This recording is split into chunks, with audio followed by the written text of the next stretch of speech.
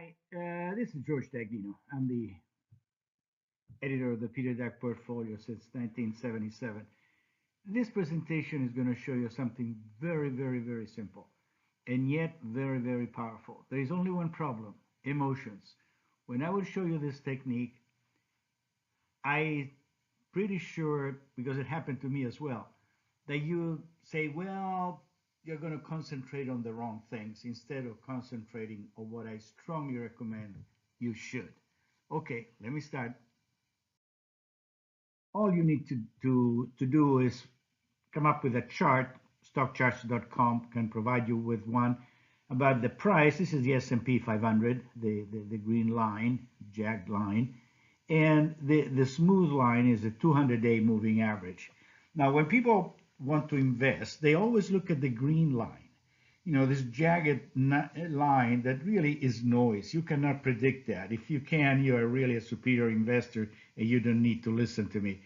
Where you make money is understanding that the moving average is heading up. This is where you make money. When this blue line here rises, or when the blue line here rises. When the blue line stops rising, this is where you have to be careful. So don't concentrate on the noise. Concentrate on the main trend given to you by the 200-day moving average. So the next question is, how do you recognize a top and how do you recognize a bottom? This is the same chart as I showed you before, but I took the noise out of it. I just left the moving average. See how simple it is to recognize where the trend of the market is? When it starts turning flat, you know, is a danger sign. When it starts moving up again, you know there is a nice trend to make money. Look what happened starting October of 2018.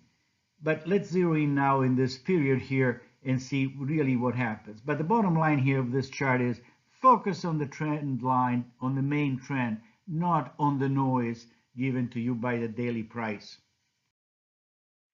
This is what happened in 2018. The market, the trend line was up. People got excited because the prices went up in February and January, then slammed down, then went up, then they slammed down. But look at what happened to the moving average. Kept slowly and gradually going up. So was telling you you can still make money. Don't worry about all this noise going up and down, up and down.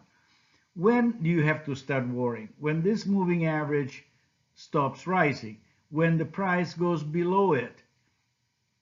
This is the time that you say, look, when the moving average flattens out, is done. You made the money you have to make, so become very, very careful. And sure enough, this is a case where actually the market took a dive.